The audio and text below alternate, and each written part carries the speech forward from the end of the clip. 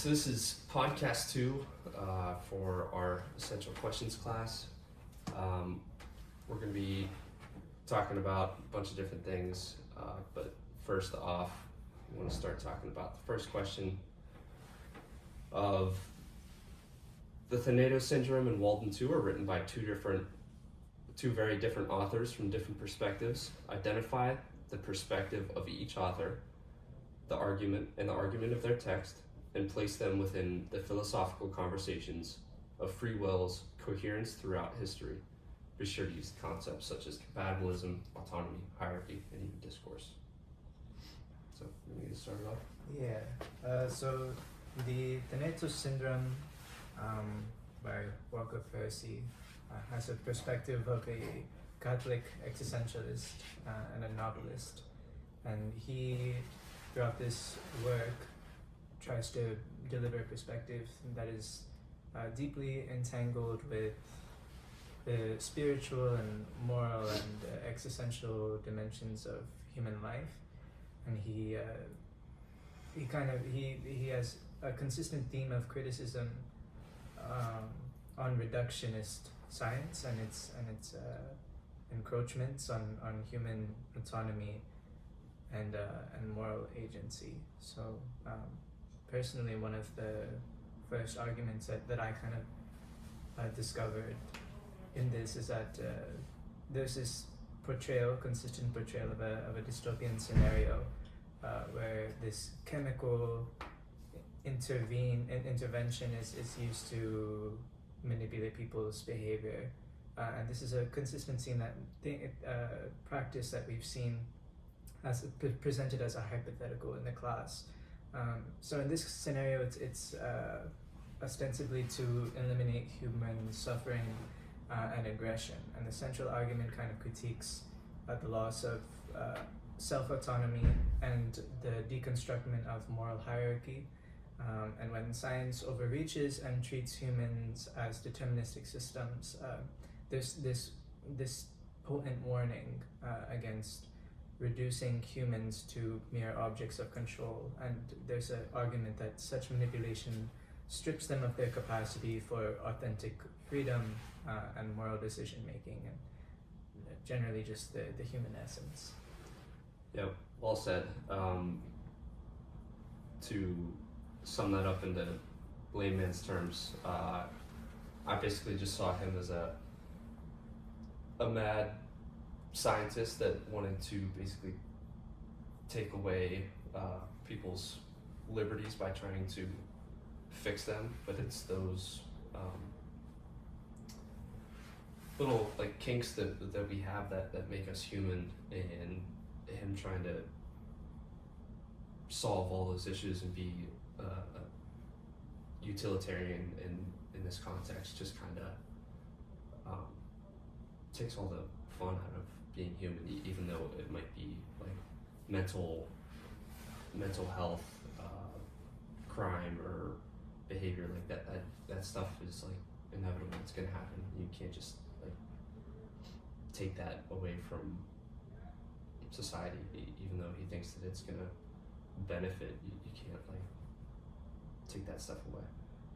Yeah, and also he all covered the top, but my argument that I picked from the Thanatos Syndrome is that just like Kel said, is believing that he knows what's best for humanity, and he said something like you said, which is he thinks that ethics, morality, and autonomy is is just like making it hard for humanity to progress in a way, and it's not making it making the society better, but it's an obstacle to and a step away from creating a better society. What I picked from this is that, like, even though he's promoting this stuff, he's still and his other argument is still kind of contradicting themselves by like promoting this stuff and like equality between humans, and how, like, in a way, I saw it as hating on hierarchies, but at the same time, he's still the one who's controlling the society and controlling people in his town, in what's his name? Dr. Moore. Yeah, that is Moore's town. So yeah, that I mean, I saw that Dr. Bob and Fraser both, the people who like kind of hating on hierarchies are the ones who are like maintaining them. You know what I'm saying? But yeah, that's what I saw of Dr. Bob on the Athanatos syndrome. And then also to kind of like relate back to what Tristan was saying about one of the main points from like Walden too was like behaviorism, which would be like human behavior that's being controlled or like manipulated into like punishment or lesser extent. But that's just going back onto what Tristan was saying a little bit. Yeah, and I picked from Fraser. Yeah, he's also prioritizing the good of the society over the good of like individuals. He claims that the system is his system is like wiping out selfishness, conflict, waste, all of this. But at the same time, he also claimed that his society is free. I believe multiple times he said that his society is free, but at the same time he's controlling them through the environment and what they experience throughout the day, which is like the same contradiction that Dr. Bob is making. And also like Fraser's like I saw that he's how three people, I forgot their names, but three people that visited his society are like attracted to this society, but at the same time there is still one that's taken like our position, which he's saying like that even though you're making a great society, it's still like you're making humans seem like object that you're controlling, which goes back to your point. But at the same time, it's like, would you like to live in a society that's like just like Fraser's society, even though it's like in his eyes and his many in many people's eyes it's like perfect, but it's still you're not giving people the autonomy to make their own decisions, which goes back to free will, but we'll go back to it later. I think we've definitely encompassed the arguments of Percy's work, and then I think if we can dive into the philosophical correlations found within his work. For me personally, I really found a libertarian kind of conception of free will, and there was a huge emphasis on human autonomy and inherent dignity, and having a personal outlook on one's path, and his narrative kind of really challenges compatibilism, which kind of posits that determinism and free will cannot exist simultaneously.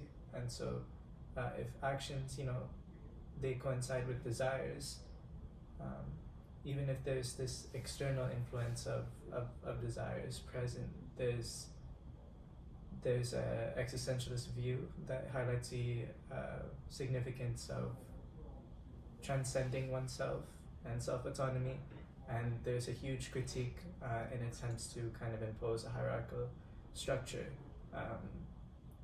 where there's no spiritual discourse and there's no moral discourse. I think back to your question of understanding the two extremities between this sort of society that's being depicted by Percy's works and then Fraser's society, there are huge elements of contrast within that for sure. Yeah. Go for it. Okay. I think that what Percy covered on free will is like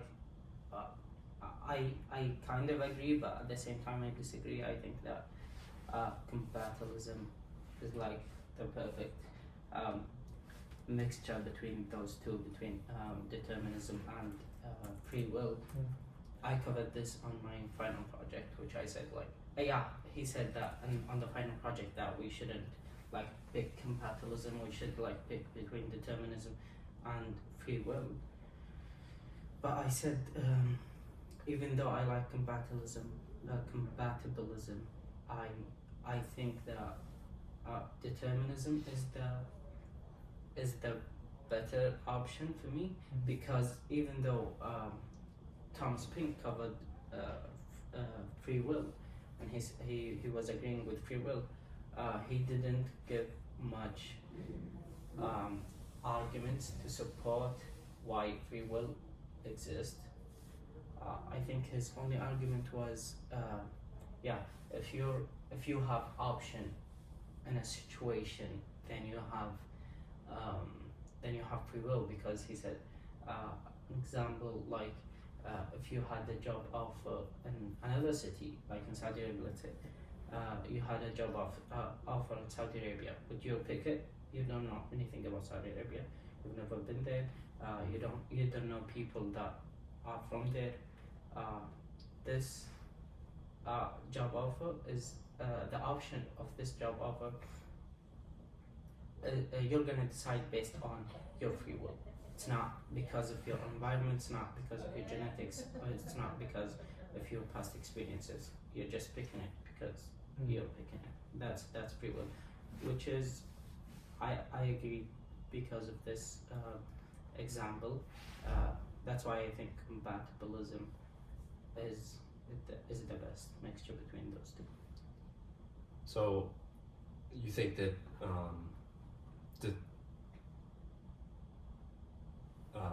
the part of the compatibilism that you agree with the most, you said determinism. Yeah. So that would be more of Skinner's stance on this Yeah. whole thing. Yeah. I don't know if I'd agree with that, because Skinner really, he completely denies the coherence of free will and prioritizes control. And I think back to hierarchies, once you create a deterministic society, that completely eliminates anyone's choices or control over any big thing, little thing, anything like that. So I would agree that the part of the compatibilist side, I do agree with Percy a little bit more, where he acknowledges that external structures influence choices, but maintaining the free will and autonomy must be preserved. I kind of like that argument a little bit better than what Percy laid out for a utopian society. Yeah. And I think that even in the class, I brought examples that challenges Sam Harris's stance, and honestly I don't like determinism, but the thing is why I picked determinism, it's because there's no arguments that make me pick otherwise. But if I picked free will, there's arguments that make me pick determinism. Okay. But I forgot what Skinner's stance, but I remember that he wrote about determinism. That's why I said I'm with his stance. But yeah, if there was an argument that even 1% that makes free will better, I would choose free will.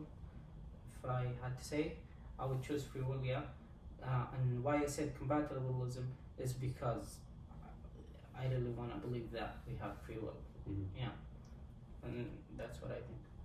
Because determinism doesn't that strip your free will? Yeah. Okay.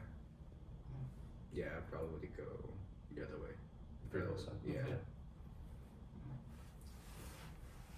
Would we like to? That's a tough question. We want to move on to Yeah. next question. So Yeah. easier.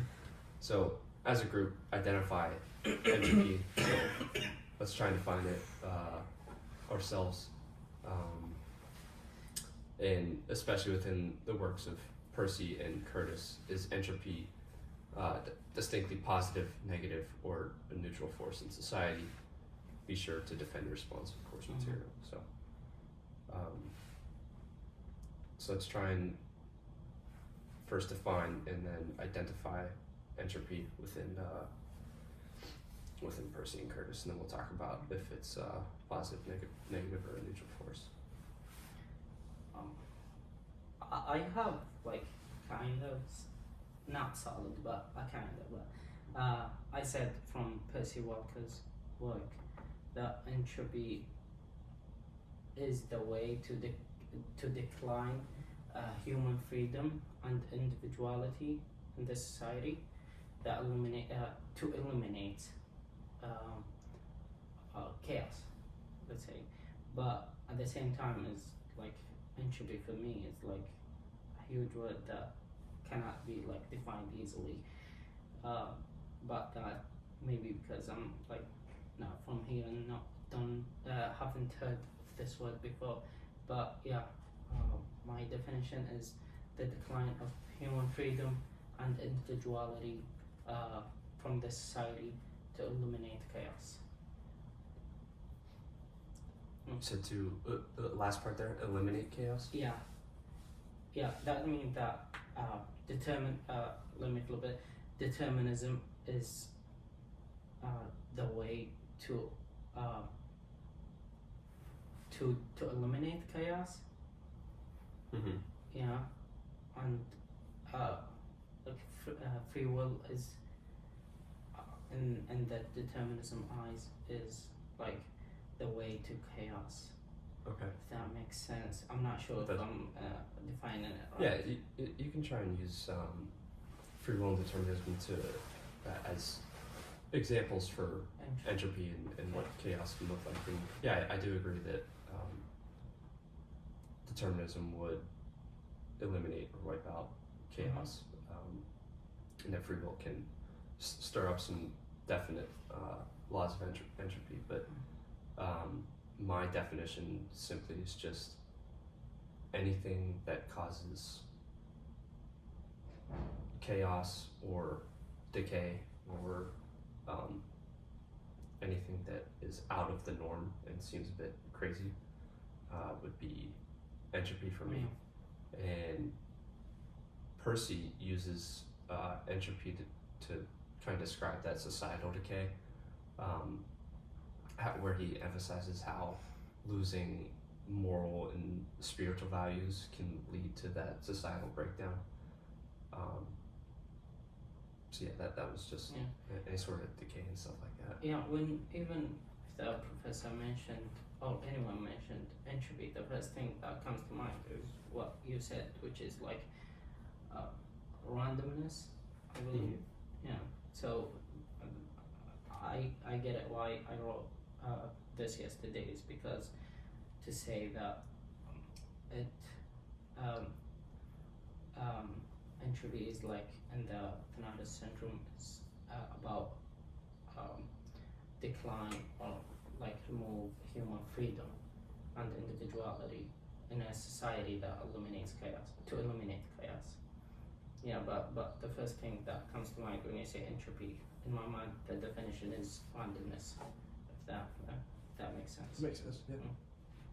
Yeah, I think I just said just like uncertainty or like confusion, like within a system, Mm-hmm. or I guess you could say society as well too, or within your will, I guess. If that makes any sense. But I want to say that there's also like some sort of buildup yeah, to cause it. Most of the times, it doesn't just happen on its own. There has to be some sort of cause or lead up or build up into this kind of this bottleneck, and then it just the entropy is the part that kind of breaks loose and goes into chaos. Yeah, the best example to what you said is the movie that we played in the Yes, class. Scanner Darkly is a good Yeah. way to Yeah. try and define it. That's what I think when you say entropy too. Mm-hmm. Would war be a good example? War? Probably Which one? not. Like War. war. Oh, Just like war. If it's a war on specific elements of a society or a war in the name of anarchy, usually if people, I don't know how common this is in the West. I would say revolts. Revolts, yeah. It might be a little bit better because wars can be planned, timed, yeah, true. set up, and Yeah, because methodical. But I would say revolts are a little bit better because they are not necessarily planned and just kind of Happens. there is some built up tension there, but it just kind of takes place and just goes nuts. Yeah, I would say there's a, I think a distinct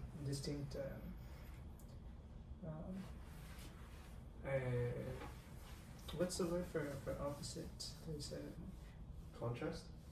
not contrast, but essentially tyranny and entropy I believe to be opposite from one another, and I think entropy is the direct result or response to tyranny. I don't feel like the conception of entropy is a possible thing without a reference of intense tyrannical society or authoritative society. So I think it's entropy is often a response and a consequence, and it strives to redeem the neutrality and the sentiment that chaos is the natural order of living. Yeah. I would say, especially if we tie in the definition of entropy within the works of Curtis. Curtis's work often is revolvent around entropy in the realm of communication, where proliferation of information kind of risks overwhelming or overtaking very important or meaningful dialogue. So in his words, like entropy embodies the fragmentation of a collective understanding in like a hyper-mediated world, so like a tyrannical world. And so while Curtis may describe this or depict this as a natural occurrence, I think again the way that he describes it is in tandem with how I believe it to be. It's a byproduct of modern complexity, and it's distinctly negative consequences, more so when he depicts it, when it diminishes societal cohesion or erodes individual agency. So I think that's a part where I kind of disagreed with that. I would say that entropy gives way for possibly another social consequence to be a hyper insinuation of social agency, if that makes sense. yeah, I think that was the perfect definition for entropy. What I just got from what you said is that it says here it's entropy, which is the negative of entropy. It means that things becoming more in order. So to define entropy, you have to just flip to make it the opposite ways, which you did, and defined entropy perfectly, I think. I would agree on your definition of entropy. So now we want to get into how Curtis and how Percy kind of is portraying this entropy, either positive, negative, or neutral. I think it's really hard to, even though it can be all three, it's really hard to put entropy in a positive light, because there are not many examples that you can really make out of it. But I do think that Percy and Curtis, with the, especially with the complex topics that they're talking about, with Curtis talking about societal, political, and cultural breakdowns and stuff. His documentaries just really, in my opinion, they do pose a negative light of entropy, because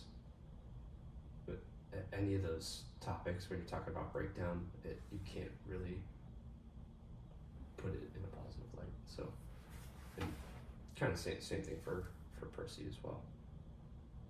Yeah, I don't see, just like you said, I don't see much examples of like randomness or chaos that becomes positive. I guess there's like a couple examples in my life that things, because I'm kind of in a state of entropy, that became in a positive way, just like the way I got accepted in Duquesne is through like entropy, but at the same time it's like in a more bigger picture, is like in a negative way. So even just like you said, Curtis and Percy Walker made it put it in a negative way. So my answer to that question is, I think entropy is negative, both in real life and in their examples. That's what I think.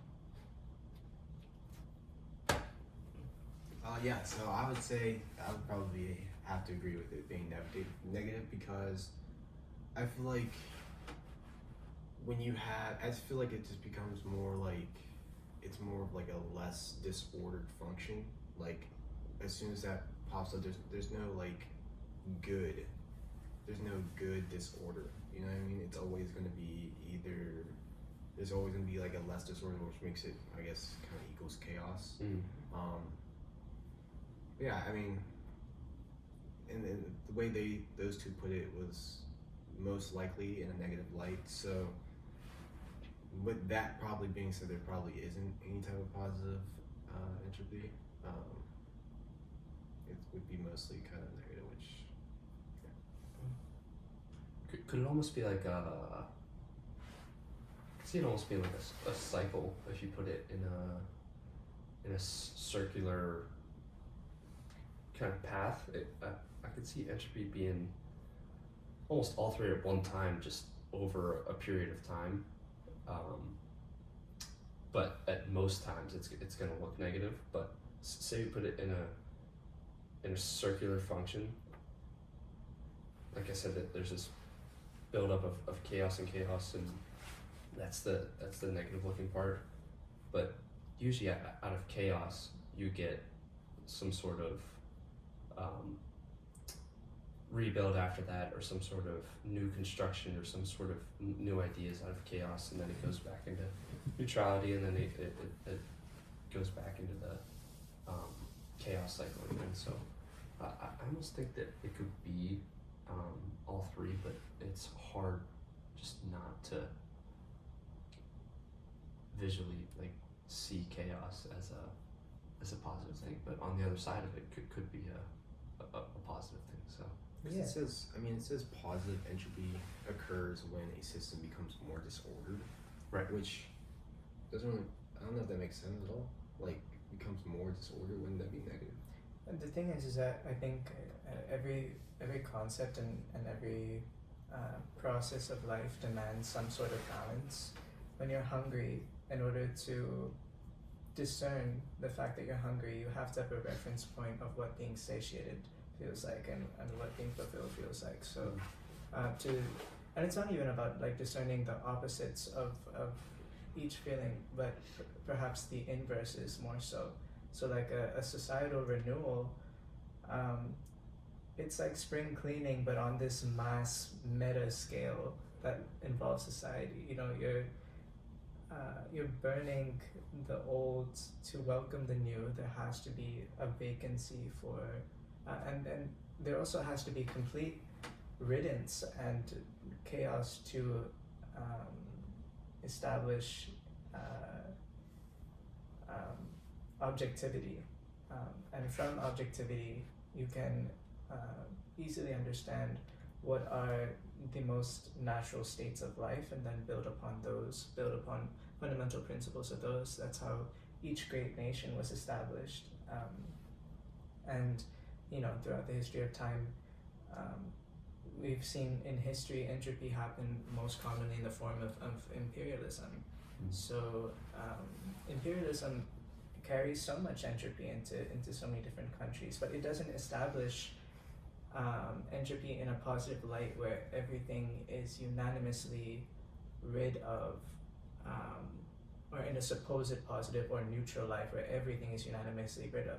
There are still strains of culture of the previous nations pre-imperialism that are struggling to thrive in this new ravished environment with so many of these other concepts and collectives being imposed over them.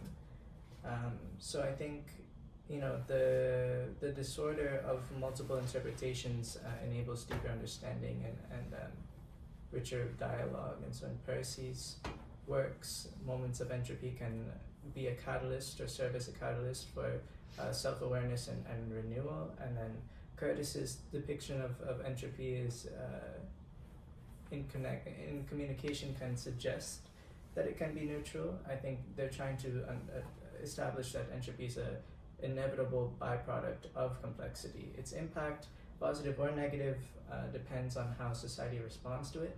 So it can succumb to fragmentation depending on what's standing before it.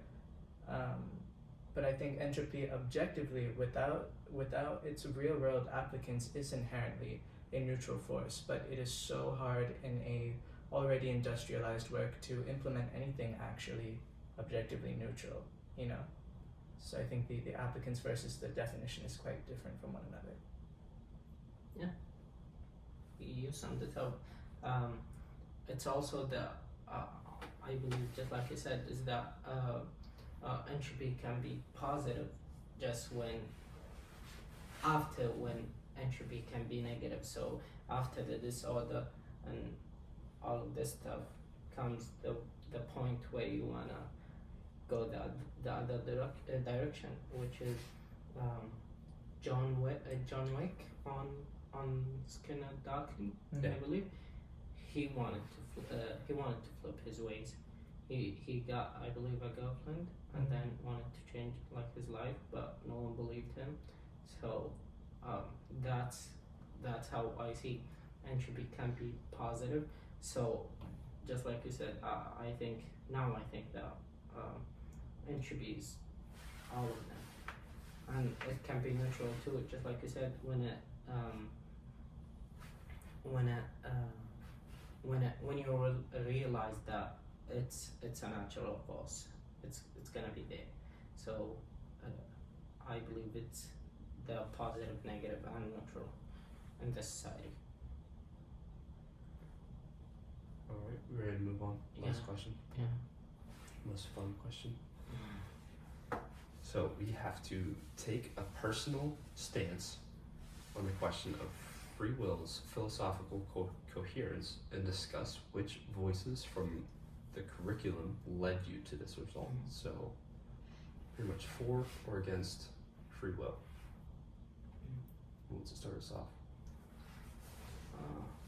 I can. Okay. Finally. Yeah.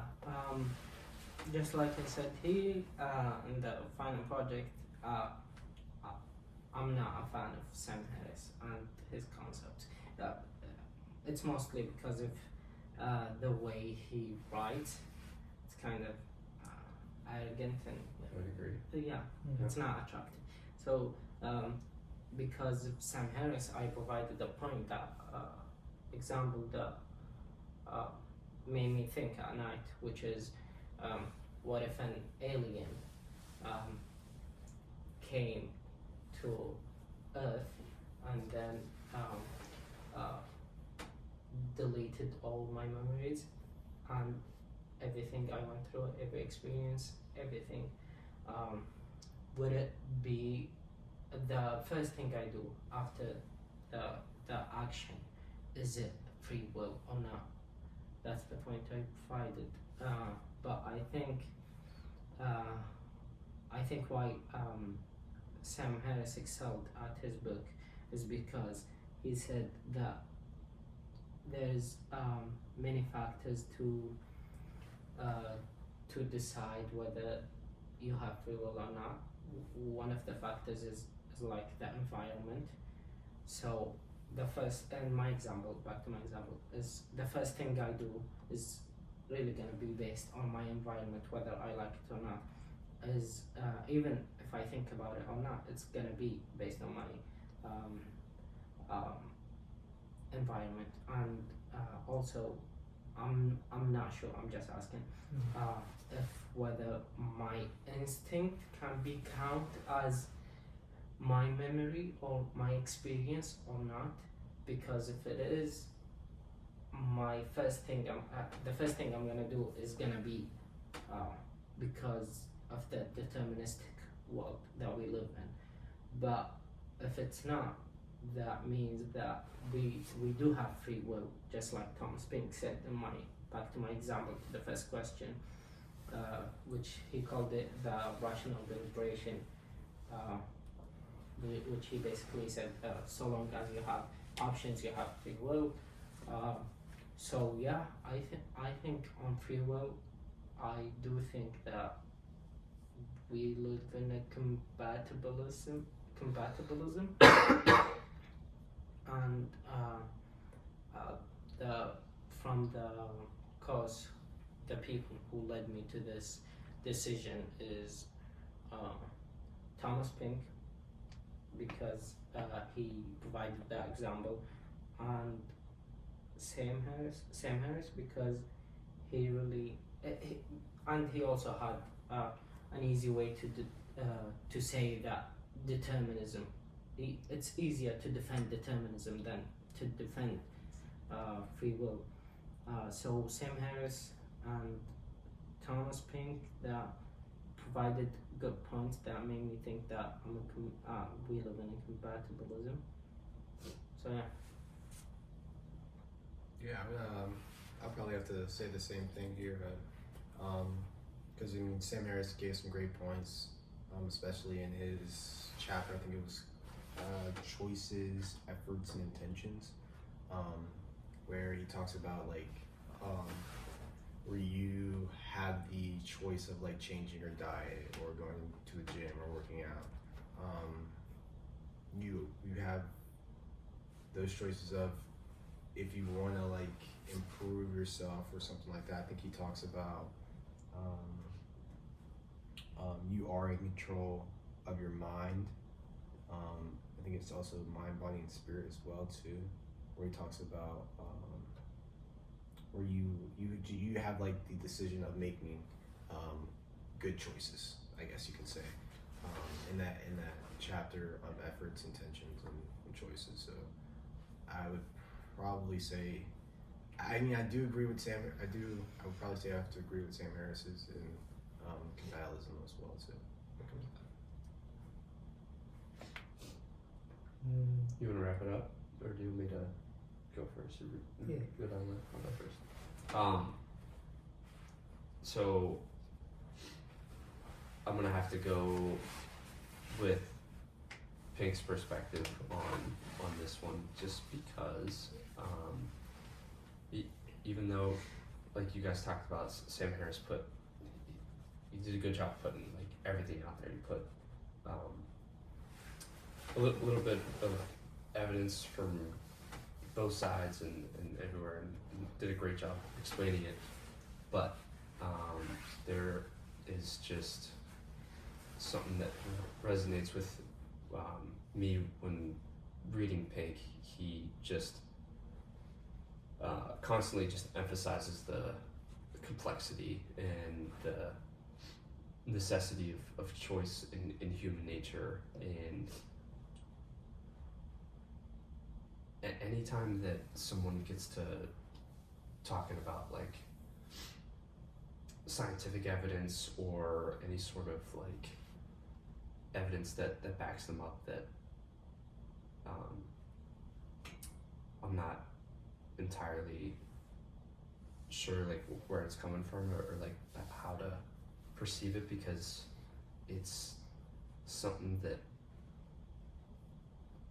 I don't know, this might be like out there, but it's something that you feel, and it's a necessity for life, and it's something that can't be looked at, touched, felt, measured by any senses. And one thing I like to compare it to is like the soul and love. You can't use any of your senses to feel those sort of things, but you know what love can feel like. You know what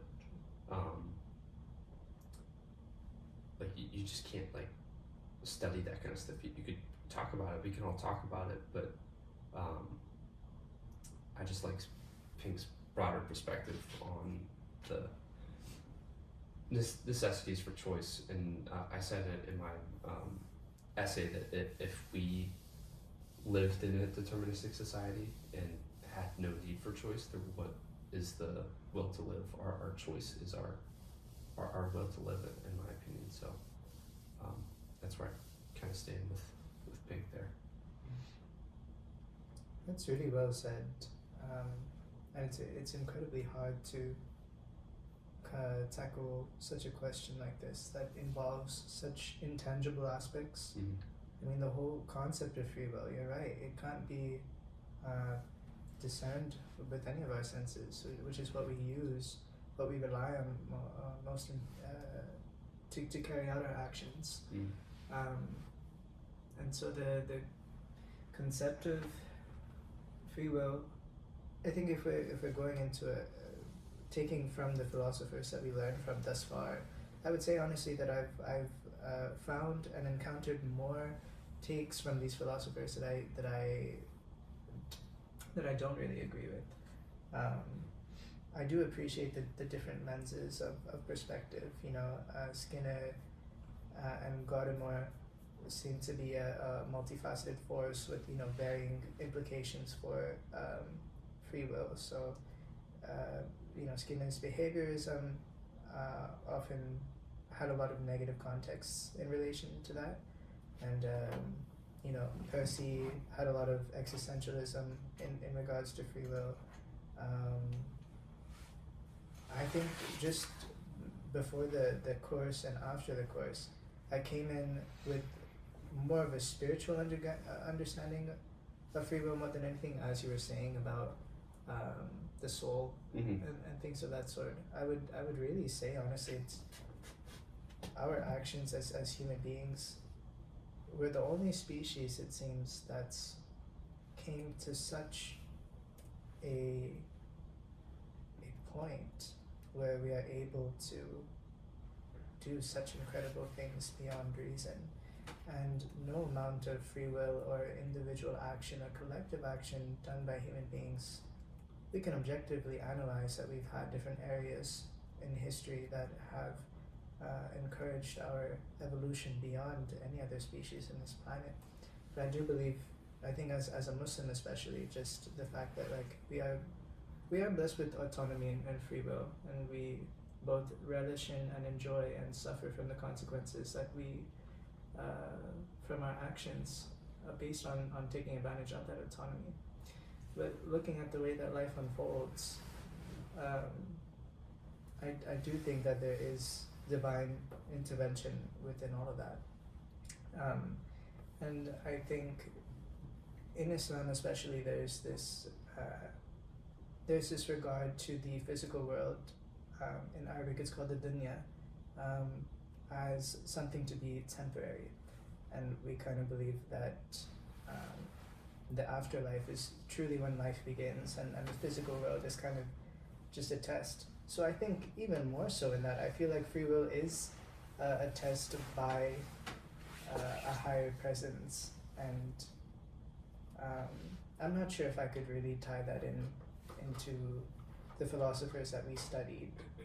But I do understand for sure the human perspective of free will and autonomy. It's such a abstract and such a vast school of thought that can be interpreted and worded a million different ways, and at the end of the day it comes back to one unanimous purpose that none of us will be able to name in this life. So I think all of us having our respective opinions on free will will eventually circle back to one unanimous consensus. Yeah. Real quick before we wrap it up, Mhm. I was kind of, as you were talking, I was thinking of like other stuff to kind of compare it to. Mhm. And when talking about free will, I feel like we're trying to conceptualize the fourth dimension, where we live in a 3D world and we try and talk about things that could be in the fourth dimension. We can't conceptualize it. We can't even with quantum mechanics, it's all like they're working on it. Like the scientists are trying to figure it out, but it's all still theorized. You get so high up into science and high up into math and all those sorts of things, and it all just turns into theorizations. You can't definitively say what something is once you try and get out of our level of like what we can comprehend. And I think that free will just kind of matches up with that kind of stuff. Just we can try our best and we can use what we know around us, and just by talking about stuff like this to make our stance, but it's undefinitive and it's just theorizations, just like concepts of the fourth dimensions and stuff like that. So the first thing that comes to mind after what you guys said is back to the first question, to the first example, which is what I provided about Fraser. A question came to mind, which is like, if a person believes that, let's say, Sam has a determinism,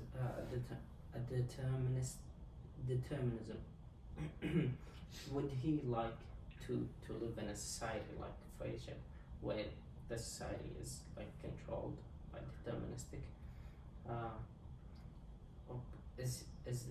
I don't know the answer to this, but would it be a better life for him to live in a society like Fraser? Would he like to live in a society like the Fraser Society? Because I think that everything that he thinks, which is one of the things that he said in the Joe Rogan Experience, is that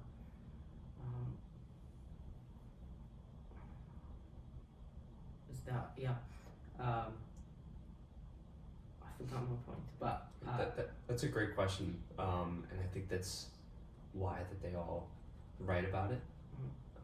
But I don't think that we'll ever see societies like that. There's a reason that they're writing about it, and there's reasons that we don't see those things developing in real life. But I'm sure he has in his mind some standing talking about it, but that's why stuff gets talked about and written down. But I don't think you'll ever see that kind of stuff, and I don't think he would enjoy living in a society like that. So if we're all good, I'd like to wrap it up. Everyone say their goodbyes, and anything else need to be said? Yeah, this is super metaphysical stuff. Too deep here. Yeah, I mean, free will.